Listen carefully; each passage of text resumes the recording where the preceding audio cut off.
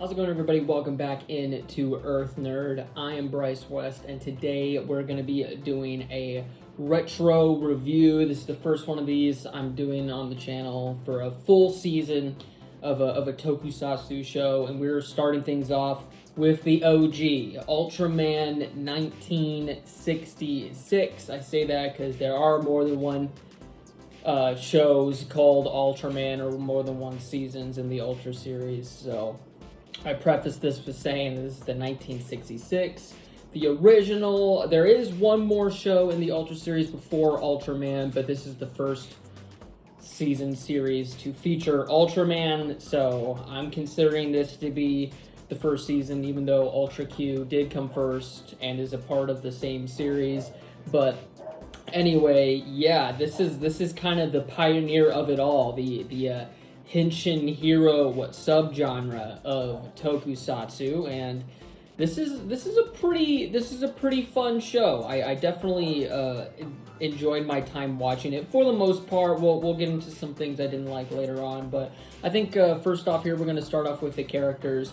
First character obviously being Hayata, who is Ultraman, or the vessel for Ultraman, because Ultraman and the human character in pretty much all the Ultra series that I'm aware of are not the same person. The human character is just a vessel that Ultraman uses to survive on Earth, I guess, because Ultraman needs the human. So I don't know. I feel like he can maybe just fly on down. I think it has something to do with his power levels being too weak because he's so far away from the planet or whatever. But yeah, so Ultraman, in pretty much all of the seasons that I am aware of, that I have seen, uses a human vessel. And this one, in the original, it is Hayata, and he's a fun character. There's not really most of these characters are pretty one note, and it's the 60s. There wasn't really major serialized storytelling back then. That just wasn't a thing that existed. So what we got was what we got, and so Hayata is just kind of this good person who wants to serve the SSP well, which is the organization that all of these people work for to combat these alien threats. So overall, I think Hayata is just a fun character. Not really too much to say about him, but yeah. Nonetheless, moving on to the captain of the group, Muramatsu, and he is just pretty much the leader of the Japan branch of the SSP, and he is pretty just your typical captain character, just by the book, follow the rules, and let's get the job done. And again, pretty fun character, but he also just does have a light side as well. He wants his comrades to feel welcome and to feel safe, and overall, I thought he was a pretty fun character as well. Moving on to Arashi, this is the character that frustrated me the most, and I know that's kind of the point, like, he's kind of supposed to be sort of annoying, but man, this dude never learns, does he? Like, he is the one that just wants to charge into battle and just get the job done as quickly as possible, whether or not they cause absolute carnage or not. And he's the one character to where, like, and this annoys me whenever shows do this. This is like one of my biggest pet peeves when shows do this. When, we've been dealing with monsters and monster threats coming to Japan this whole time, and then we come to an episode where they're going, oh no, there's a monster threat attacking this city or this village, and Arashi goes, oh, that's just folklore. Who's gonna believe that? I'm like, what? This is like episode 30, dude. Like, what are you talking about? So yeah, Arashi to me was a pretty annoying character. He did have some good moments, but they were usually after bad moments that he had to redeem himself from. So yeah, I wasn't a huge fan of Arashi. He just kind of seemed, just kind of usually came off as an absolute jerk. Again, I know that's kind of the point of the character, is to have some sort of uh, back and forth between the others, so they're not just like getting along the whole time. I mean, we want some sort of conflict, other than the monsters blowing up the city. But yeah, he just came off as really annoying most of the time. Ide, this is my favorite character of the show. Ide has the closest to what I would call a character arc in this show. He is just such a fun dude. Super nice, super caring. He is often the one that will question, should we be just massacring these monsters? Like, should we maybe try to find a better way to do some of these scenarios? Like, whenever it's clear, like, the monster doesn't mean to cause harm. And it's kind of ironic because he is the weapons specialist of the team. So he's the one developing these weapons to kill these monsters, and he's the one going like, I don't know if we should be doing this every single time. Maybe some of these monsters are just trying to chill out and mind their own business. But yeah, I really enjoy Ide as a character, and he pretty much near the end of the show, he has this really good episode where he's like, what are we even doing here? Ultraman is just gonna show up and he's just gonna take care of this. And he goes through this like whole thing where he feels useless and whatever, and then Hayata goes like, I'm just not gonna transform. You're gonna have to figure this out, for yourself. And he does, and I thought that was a really none of the other characters I thought got as good of character moments as Ide. And for a show that is so heavily focused on its characters, because it doesn't really have that much of an overarching plot, if any, really at all, I really enjoyed Ide as a character. Moving on to Fuji, she's sort of the communications specialist. Oftentimes she's the one informing them of attacks or communicating to the other branches, letting them know what's going on.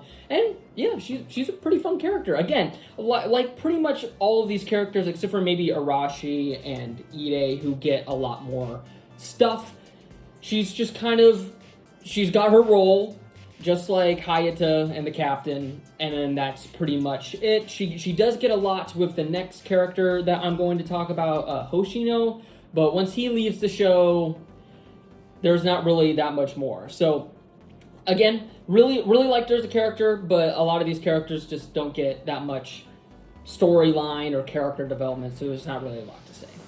As I just mentioned, Hoshino, he is this kid that is just there. I don't really think they ever explained why he works with the SSP, or the why he's even there, like who he knows that allows him to have this sort of access. But he's just this kid that's there, and a lot of the times that he gets into the trouble, and then they have to save him. Sometimes he helps out. He becomes an honorary member later on in the show, but and he usually does a lot of stuff with Fuji. But about halfway through the show, this kid just disappears, and they never talk about him again. So I don't know if the kid in real life had to go to school or something. I don't know. But yeah, he just he basically becomes a special member of the organization, and then just completely disappears, and we never see or hear from him again. So definitely a weird scenario, and I don't think he ever acted again either. So I don't know what happened there, but overall, in terms of kid characters and Tokusatsu go, because Tokusatsu has a real knack for creating some of the worst kid characters ever in fiction. I'm looking at Yuzu Ranger. Man, that was awful. but Hoshino was actually pretty good. He acted like a normal kid, like he acted how kids act. I feel like in especially like 90s Sentai shows, I don't know, they felt this need to have the kids be so over the top, and that's just not really, I don't know. I was a kid one day, and I just don't, and I have seen kids in the store and the whatever, and I don't know, I just don't think kids act that way. I don't know, like he acted like a normal, mature kid, and that made him an enjoyable character to watch. So overall, I had no problems with Hoshino as a character. I think it was weird that he was just there, and we don't really know why, but I think overall, in terms of kid characters and Tokusatsu goes, he was a pretty good one. And then lastly, this is sort of like an honorable mention, but since the actor is such a legend, I decided to include him.